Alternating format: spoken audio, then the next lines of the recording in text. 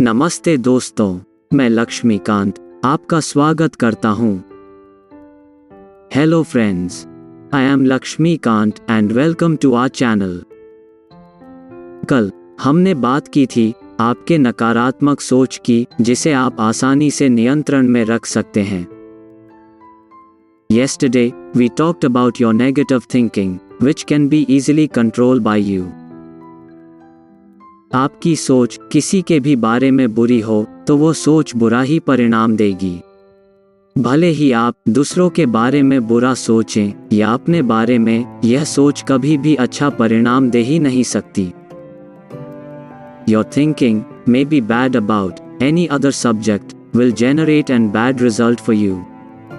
This bad thinking, may be for others or for yourself, will never give you a good result. ऐसा इसलिए क्योंकि आपकी वो सोच और भावनाएं जो आप समझते हैं दूसरों पर काम करेगी, वो उसी समय आप पर भी काम कर रही होती हैं। This is because your thinking and emotions, which you think works on others, will work on you also at the same time. मुझे विश्वास है आप मेरा मतलब समझ गए हैं। I believe you understood me.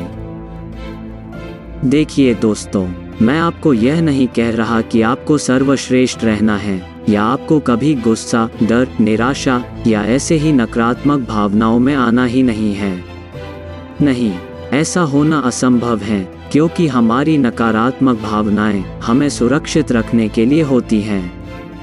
मैं सिर्फ आपको यहाँ बताना चाहता हूँ कि ये नकारात्मक भावनाएं आपके मस्तिष्क में उनका घर ना बना लें। See friends, I am not saying that you have to be the best of the best or you should not have negative feelings or emotions at all. No, it is impossible. Our negative thinking and emotions are always there to keep us safe. I am only saying that your negative feelings and negative emotions should not make a permanent home in your mind. एक और बात जो यहाँ बताना ज़रूरी है और जिससे आपको मदद मिलेगी, वह ये है कि आप जितना हो सके उतना शांत रहें। One more thing, which is relevant to mention here, and which will help you is, you have to try your best to remain calm and peaceful.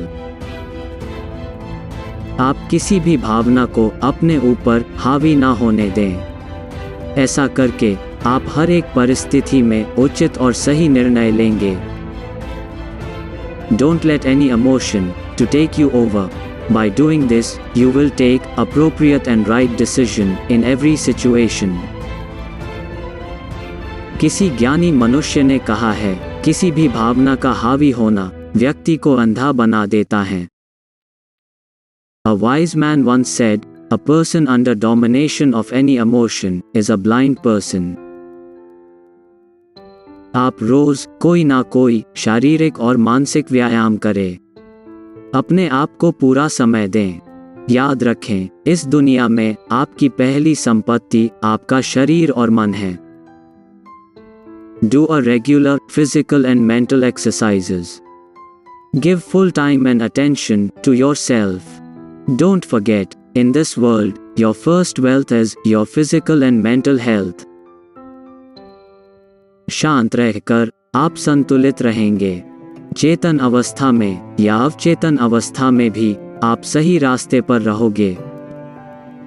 Being calm and peaceful will keep you balanced. In conscious or even in subconscious state, you will be on right track.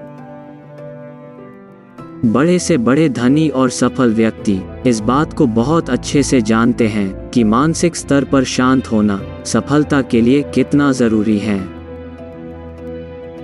The richest and most successful people know very well how important it is to be calm at the mental level for success. आप आपके जीवन के रचनाकार हैं। यह बात हमेशा याद रखें, आप अपने जीवन का विकास कर रहे हैं, विनाश नहीं। You are the author of your life story.